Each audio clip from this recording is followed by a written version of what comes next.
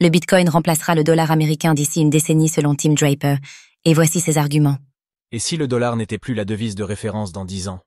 C'est la vision radicale que défend Tim Draper, célèbre investisseur et figure de la Silicon Valley. Dans une interview accordée à CoinDesk, il affirme que le Bitcoin prendra le relais du billet vert comme standard monétaire mondial.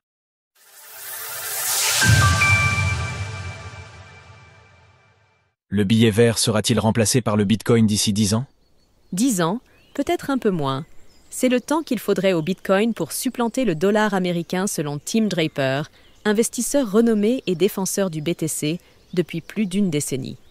Une prédiction basée sur le fait que, selon lui, la confiance envers les institutions bancaires est trop érodée. Il cite l'effondrement de la Silicon Valley Bank en 2023 comme déclencheur. J'ai reçu des appels de 15 sociétés de mon portefeuille, incapables de payer leur salaire. Depuis, il recommande à toutes les entreprises qu'il finance de diversifier leur trésorerie, une part en fiat et l'autre, bien sûr, en Bitcoin. Les meilleures plateformes du marché pour se procurer du Bitcoin.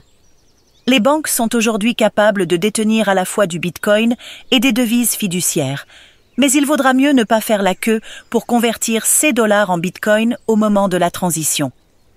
A-t-il affirmé dans le cadre d'une interview accordée à nos confrères de CoinDesk.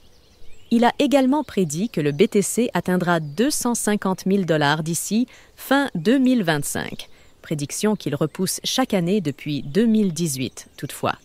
Ajoutant que dans 10 ans, le Bitcoin vaudra l'infini face au dollar, car le dollar n'existera plus. Sa logique repose sur une bascule progressive. Une fois qu'il sera possible de payer ses besoins essentiels, logement, alimentation, impôts, en BTC, la nécessité de détenir des dollars ou toute autre devise fiduciaire s'effondrera, selon lui. Et les stablecoins? Les stablecoins, dont la capitalisation ne cesse de croître, semblent s'instaurer comme des concurrents sérieux pour les monnaies fiduciaires. Cela s'explique par leur facilité de transfert permise grâce à la blockchain, permettant de faire circuler du dollar ou de l'euro quasi instantanément, de quoi reléguer les transferts classiques au second plan. Et c'est pour cette raison que même les banques sont désormais de la partie, voire que certaines veulent même lancer le leur. Mais face à ce constat, Tim Draper reste ferme. Il considère les stablecoins comme des ponts temporaires, vulnérables à l'inflation et à la politique monétaire des États qui les émettent ou les régulent. Le Bitcoin, dit-il, est immunisé contre cela. France. The Blockchain Group vend 12 millions d'euros d'obligations pour acheter plus de Bitcoin. L'analyse de Tim Draper interpelle, certes, mais reste pour le moins optimiste. Le dollar reste aujourd'hui la principale devise de réserve mondiale, représentant plus de 58% des réserves des banques centrales selon le FMI. Sa domination s'étend également aux matières premières, notamment le pétrole, aux marchés de change et aux règlements interbancaires internationaux via le système SWIFT. Cependant, les signaux d'érosion ne manquent pas.